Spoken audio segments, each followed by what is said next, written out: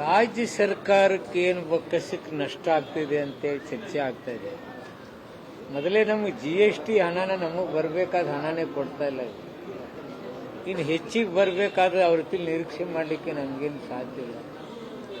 ಕೆಲವು ಪರ್ಸೆಂಟೇಜ್ ಹೆಚ್ಚು, ಕೆಲವು ಕಡೆ ಕಡಿಮೆ ಆಗಿದಾವೆ. ಅದೇನು ದೊಡ್ಡ ಕೊಡುಗೆ, ಬಂಪರ್ ಕೊಡುಗೆ ಅಂತ ಹೇಳ್ತಕ್ಕಂಥದ್ರಲ್ಲಿ ಏನು ಅರ್ಥ ಇಲ್ಲ.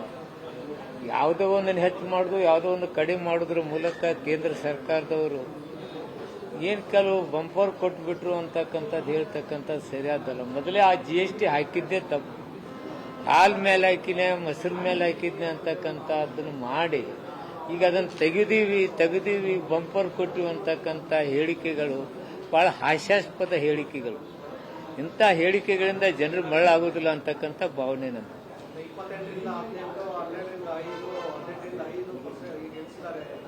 ಅದೇ ಮೊದಲು ಏರಿಸೋದು, ಆ ನಂತರ ₹1 ಕಡಿಮೆ ಮಾಡೋದು, ಇದೇ ಅವ್ರ ಪ್ರವೃತ್ತಿ. ಅದು ಜನರನ್ನ ಮೋಸ ಮಾಡಕ, ಜನರಿಗೆ ದಾರಿ ತಪ್ಪಿಸೋ ಕೆಲಸ ಕೇಂದ್ರ ಸರ್ಕಾರ ಮಾಡ್ತದೆ.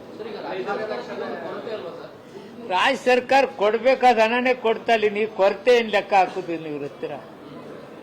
ಅವ್ರ ಹತ್ತಿರ ನಾವು ಏನು ನಿರೀಕ್ಷೆ ಇಟ್ಕೊಂಡ್ರು, ಏನು ಭಾವನೆಗಳನ್ನ ಇಟ್ಕೊಂಡ್ರು, ಜನತೆಗೆ ಮಾತ್ರ ಮೋಸ ಮಾಡೋದವ್ರು ಬಿಡ್ತಾನೆ ಇಲ್ಲ. ರಾಜ್ಯಕ್ಕೂ ಮೋಸ ಮಾಡ್ತಾರೆ, ರಾಜ್ಯದ ಜನತೆ. ನಮ್ಮ GST ಹಣ ನಮಗ್ ಕೊಡ್ಲಾರ್ದವ್ರ ಹತ್ತಿರ ನಾನು ಏನನ್ನು ನಿರೀಕ್ಷೆ ಮಾಡಬಹುದು?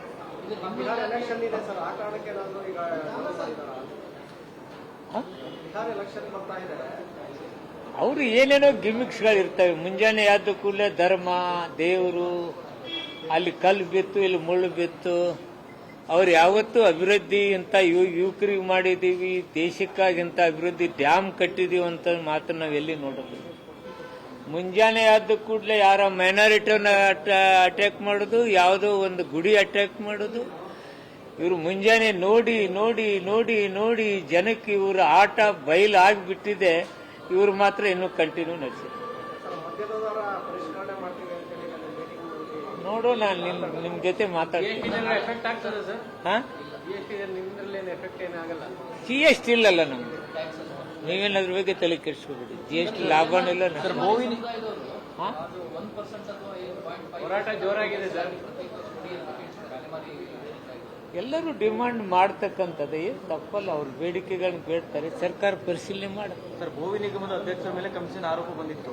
ಆದ್ರೆ 4 ದಿನ ಆದ್ರೂ ಅವರು ರಾಜೀನಾಮೆ ಏನೂ ಇಲ್ಲ. ಸರ್ಕಾರ ಸೂಚನೆ ಕೊಟ್ರೆ ರಾಜೀನಾಮೆ ಕೊಡ್ತೀವಿ ಅಂತ ನಾನು ಇವತ್ತು ಪೇಪರ್ದಾಗ ನೋಡಿದೆಪ್ಪ. ನೀವು ಬರೆದಿದ್ದೇನೆ, ಆರ್ಟಿಫಿಷಿಯಲ್ ಇಂಟೆಲಿಜೆನ್ಸ್ ಒಳಗೇನೋ ಆಗಿದೆ ನಂದು ಅಂತೇಳಿ ಏನೋ ತಂದೇನೋ ಹೇಳಿದ್ದಾರೆ. ಅದನ್ನು ವೆರಿಫೈ ಮಾಡೋದು. Thank you.